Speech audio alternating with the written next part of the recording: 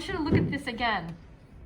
Notice that paper really, really curves away from the table. It goes like this. Anybody want to guess what we think we're going to have to do so that paper really warps and changes? What do you think? Well, once you add water to it, it like kind of curves. Absolutely. There's definitely going to be some curling. And there's something on our table here that's going to help us get there real fast. What do we see? Water. In? A bottle. Spray bottle. All right, so we're going to leave them on the table for now. Great. Okay. Now, I want you to look what I have in front of me. I have 4 pieces of paper. I have this extra one. To paint, we are going to use watercolor today. Raise your hand if you've used it before. Only in one color, monochromatic, right?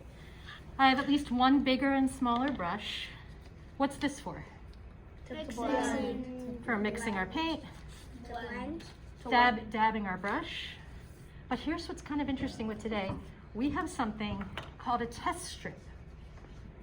And this is going to let me test my grays and my blacks and all the range of values on this to see if I like it before I put it on my painting.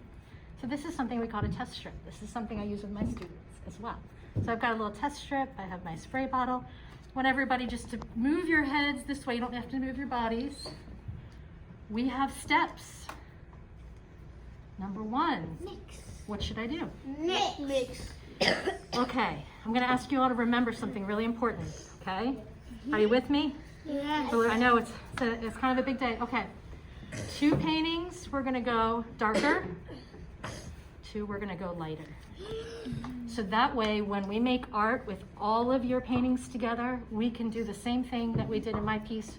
We're going to go dark to medium to light. To light. Okay, love that. So operatic. Okay.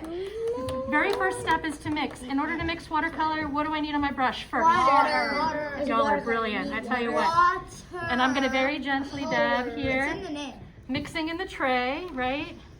We're going to start with something pretty dark. Now, I like to leave my water to the right because I'm right-handed. I don't want to have to cross. I also am prone to spilling. So I like to keep my cup just a little bit far away from me. That's just something I know about myself, right? I want you to mix a dark, and because this overall piece is going to be generally a darker piece, I'm also going to have you mix a medium.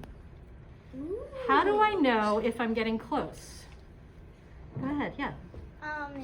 It turns into more of like a dark gray instead of a black. Absolutely, you can kind of see here, but yet they look kind of similar, don't they? Is there anything else I have in front of me after I dab that I can use to figure out if these are dark and medium? Yes. Test strip. Test strip. Great. I'm going to try this one. I'm going to pick up a little bit of paint on the tip. I'm going to dab, and then I'm just going to test. I don't know, everybody. What do you think we need? More what? Dark black. Okay, good. Black watercolor. I'm going to test again. See if we're better. Oh, definitely better. I think I can go a little bit more. That's way better. It's definitely way better, right? Now, I don't want you to be... the dark black spreading. I don't want you to be worried that when you work, everything's going to look pretty dark. When it dries, everything's going to look a little lighter. Because the paper, when it absorbs all that ink and water, is going to look darker. So don't be surprised when we come back another day and the work looks just a little bit lighter than you remember. It's totally fine. Because there's less of it there. Because the paper absorbs some of I'm it. telling you, this group, y'all are doing a great You can also job. tell like where it is. Like, I'm if good you at have physics.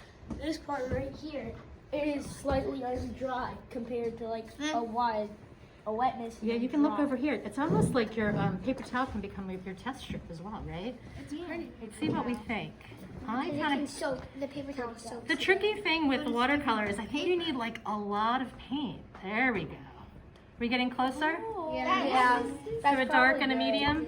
Okay, are you all ready? Yeah. I have mixed. Now I need to Think. Okay, what did I say earlier about lines of landscape? There's one that stretches out where the land meets the sky. It's called? Horizon. I definitely want to work with horizon line. Do all lines in landscape do this? No. What could this be in a landscape? Horizontal landscape. Well, horizontal goes this way. Vertical. What could be this?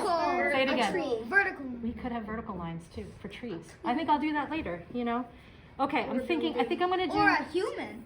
Humans are definitely vertical. Sometimes we're like this. I can wait. Okay, I'm gonna do a demonstration, but I'm waiting for just a few people.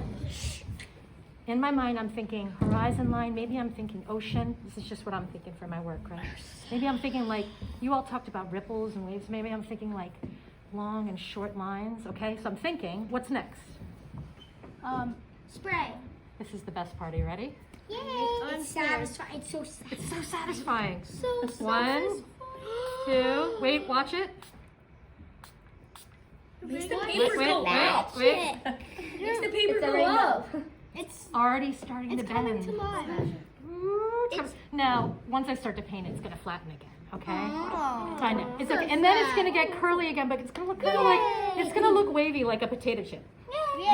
Okay. Before I start painting, I want to make sure all eyes are up here. We've got some eyes down. Okay, you with me? Yes. Okay. Yeah. Just in the very beginning, you might